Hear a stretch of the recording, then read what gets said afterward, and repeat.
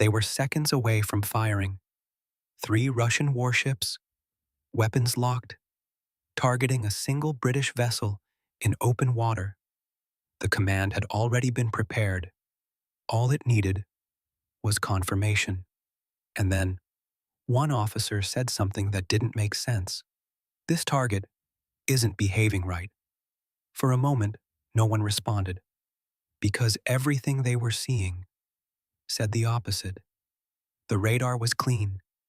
The identification matched. The ship was exposed.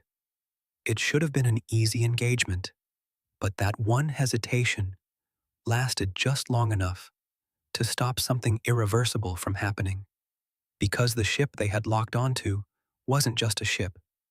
And if they had fired, this wouldn't have stayed at sea. It would have gone much further. What those warships didn't realize was that they weren't in control of the situation anymore. Not from the moment they made contact. The first contact came through as routine, a surface signature, medium displacement, steady course. Nothing unusual. But routine checks don't stay routine for long in contested water. Within seconds, the nearest Russian warship adjusted its sensors, tightening the scan, refining the image, building a clearer profile. The outline matched expectations, size, movement, electronic signature. Everything pointed to a British naval vessel operating alone, and alone meant vulnerable. The second ship joined the track, then the third.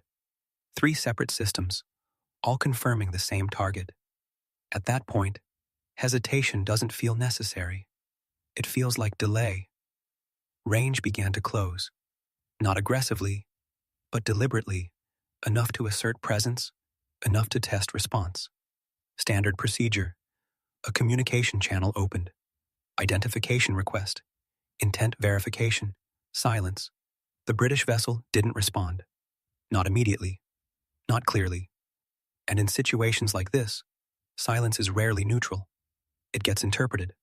Sometimes, incorrectly. On board the Russian ships, the process moved forward. Target classification. Confirmed. Engagement parameters. Calculated. Weapons systems began their transition. Not firing, but preparing. Radar shifted from observation to tracking. A lock wasn't declared yet, but it was close. From the outside, nothing looked dramatic. No alarms, no sudden movements, just ships adjusting position in open water. But inside those systems, the situation had already escalated. Because once targeting begins, reversal becomes harder with every second. Another attempt to communicate, this time sharper, less procedural. Still, nothing that resolved the uncertainty. And that's when the assumption locked in. The British vessel wasn't just present, it was being uncooperative. In that moment, the situation stopped being routine and started becoming something that needed to be controlled.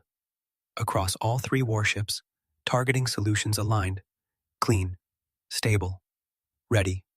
All that remained was the final confirmation. And from every angle they could measure, they believed they had it. What they didn't realize was that they were measuring the wrong things. It didn't start with a warning, no alarms, no sudden red flags, just a number that didn't line up. On one of the tracking systems, the target's speed shifted, not dramatically, but enough to stand out. A brief spike, then back to normal, easy to ignore. And at first, they did, because everything else still made sense. The position was consistent. The heading was stable. The signature hadn't changed. One anomaly doesn't stop an operation. It gets logged and moved past. But then another detail surfaced. The radar return. It was clean. Too clean. No fluctuation, no environmental distortion. In open water, that almost never happens. Not at that range. One of the operators adjusted the gain manually, pushing the system harder, forcing it to reveal imperfections. The result didn't clarify anything. It made it worse, because now the signal wasn't just clean, it was controlled. For a moment, The room went quiet, not out of panic, but recognition. This wasn't how passive targets behaved. A second system cross-checked the data. Same result. Perfect tracking. No noise. No drift. That's when the first real question formed. Not about what the ship was, but how it was being seen. Still, the classification didn't change, because on the surface, it still fit. And in high-pressure environments, people trust what fits. Another communication attempt went out, more direct this time, less procedural, the kind that usually forces a response. What came back wasn't silence, but it wasn't clarity either. A signal, brief, fragmented, just enough to register, and then it was gone. It didn't confirm identity. It didn't deny it either. It just complicated things. By now, multiple operators were looking at the same data and seeing the same problem. Individually, none of it justified stopping. But together, it didn't make sense anymore. And yet, the targeting solution remained locked. Clean, stable, ready. Because from a command perspective, uncertainty doesn't always slow decisions down. Sometimes, it accelerates them. The assumption was already in place, and changing it now would mean admitting something was wrong. So instead, they prepared to act.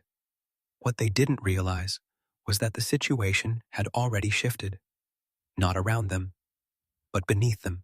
By now, the doubts were real, not strong enough to stop the operation, but impossible to ignore. And that's exactly where situations like this become dangerous. Because once momentum builds, it doesn't wait for certainty. The engagement window opened, quietly, without announcement. Range, optimal.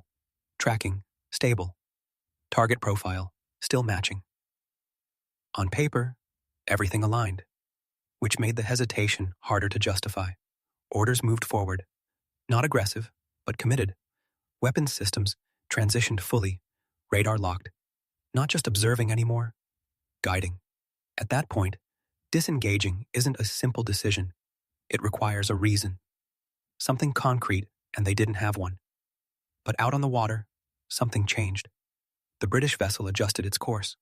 Not evasive, not defensive, just precise. A slight shift in heading, a controlled reduction in speed. It didn't look like panic.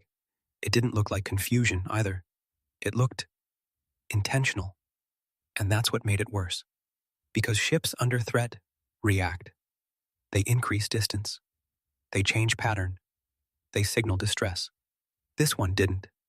It maintained presence, as if the situation was already understood, as if there was nothing to fear.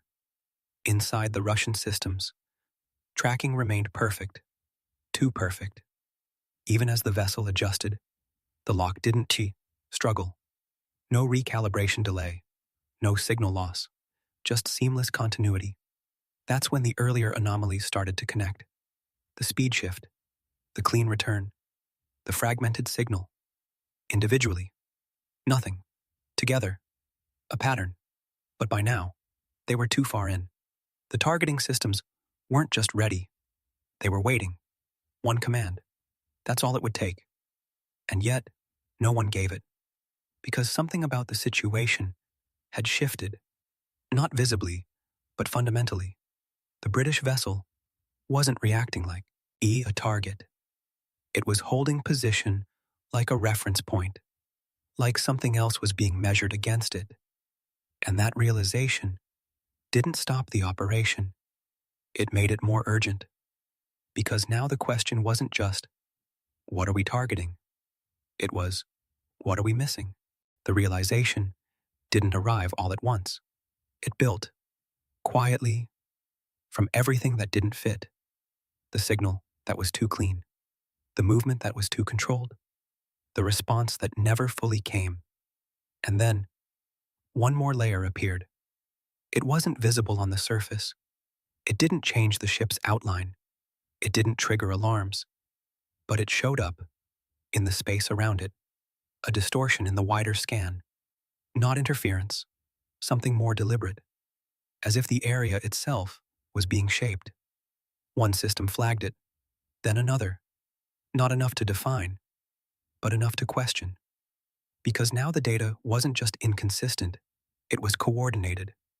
The British vessel wasn't acting alone. It never had been. And whatever was supporting it wasn't trying to stay hidden anymore. It was controlling what could be seen. That changed everything. Because targeting depends on certainty, and certainty was gone. The lock still held. The systems still showed a valid solution. But now, those solutions couldn't be trusted. And in that moment, the situation inverted. They weren't observing the target anymore. They were being guided by it, fed just enough accuracy to stay committed, just enough clarity to avoid pulling back. It wasn't confusion. It was control. Subtle, precise, intentional. That's when the deeper implication hit. Not as a warning, but as a realization. If they fired, they wouldn't just be hitting a ship. They'd be triggering something they didn't fully understand. And by the time that understanding came, it would already be too late. Because this wasn't a misidentification anymore. It was a position they had been led into, step by step, without realizing it. By now, the situation wasn't unclear. It was unstable. The targeting systems still held their lock. Clean, precise, ready. But the confidence behind them was gone. Inside the command chain, something shifted. Not a command. Not yet. Just hesitation. The kind that doesn't show up in data, but spreads anyway. Every second now carried weight, because the longer they held the lock, the harder it became to justify releasing it. But pulling the trigger no longer felt controlled. It felt irreversible. Another scan cycle completed, same result, perfect tracking, perfect solution, and still, something about it refused to feel real. That's when the decision point arrived. Not announced, not formalized, just understood. Either commit or step back. There was no third option anymore. Because waiting longer wouldn't create clarity. It would only increase exposure. And somewhere in that calculation, one conclusion became unavoidable. They didn't control the outcome anymore. Not if they fired. The command came through. Short, controlled, unmistakable. Disengage. No alarms followed. No sudden movement. Just systems. Stepping down. Targeting radar released its lock. Guidance systems reset. Weapons returned to standby. Quietly, as if none of it had ever been seconds away from happening. Out on the water, the British vessel didn't react. No sudden maneuver, no visible change. It simply continued, exactly as before. And somehow, that made the decision feel even heavier. Because whatever had just been avoided, it hadn't required force, just presence. The Russian ships adjusted course soon after. Distance increased. Formation shifted. The encounter ended the same way it began, without a single shot. But nothing about it remained routine, because in those final moments, the mission hadn't failed. It had been abandoned. There was no official statement, no incident report made public. On record, nothing had happened. Just another encounter at sea, routine, forgettable. But inside the systems that were there, it didn't feel routine anymore. Because what they experienced wasn't a confrontation. It was a limitation, a moment where perfect data led to the wrong conclusion, where control turned out to be an illusion, and where acting with confidence could have triggered something far beyond the original intent. After that day, procedures didn't change overnight, but behavior did. More distance, more verification, more hesitation, exactly where there hadn't been any before. Because the risk wasn't just misidentifying a target anymore, It was misunderstanding the environment around it, and that's a mistake you don't get to correct twice. Somewhere out there, that British vessel continued its operation. Same speed, same course, same silence. No signal, no explanation, just a presence that had already proven its point. Because in modern naval encounters, the most dangerous mistake isn't underestimating firepower. It's believing you understand what you're looking at.